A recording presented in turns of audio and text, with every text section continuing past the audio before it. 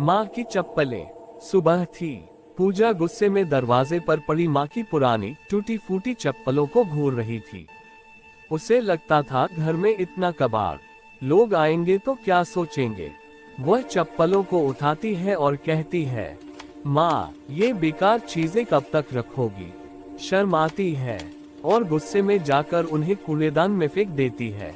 माँ चुप रहती है हमेशा की तरह। रात होती है। पूजा अपने कमरे में बैठी है, अलमारी से कुछ ढूंढ रही होती है। अचानक उसे माँ की एक पुरानी डायरी मिलती है। ऊपर साफ लिखा होता है, मेरी पूजा के नाम। जिज्ञासा से पूजा इसे खोलती है। एक पन्ना पलटते ही उसकी सांस रुक जाती है। डायरी में लिखा होता है, आज बाजार गई थी तुम्हारे लिए नई सैंडल लेने।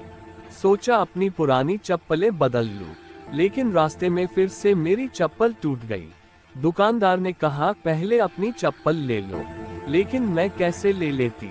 तुम्हें कल स्कूल के लिए नई सैंडल जो चाहिए थी।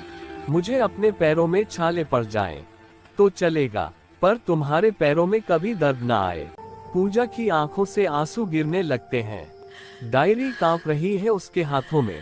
उसे याद आता है, माँ अक्सर पैरों पर पट्टी बांधती थी। वह हंसकर कहती, अरे थोड़ी सी चोट है, ठीक हो जाएगी। पर सच्चाई ये थी, वो छाले उसके लिए थे, उनकी वजह से नहीं। आधी रात पूजा बाहर भागती है।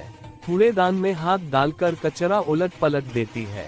मिट्टी, धूल और कचरे में जब उसे माँ की वही चप्पलें मिलती हैं, तो वह उन्हें सीने से लगाकर फूट फूट कर रो पड़ती है।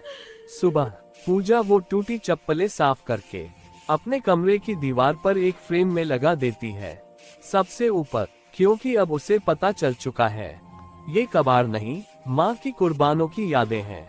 वह माँ के पास जाती है। माँ उसके सिर पर हाथ फेरते हुए मुस्कुराती है। क्या हुआ बेटी? पूजा कहती है, कुछ नहीं माँ, बस आपकी हर चीज बहुत कीमती है। और माँ को कसकर गले लगा लेती है।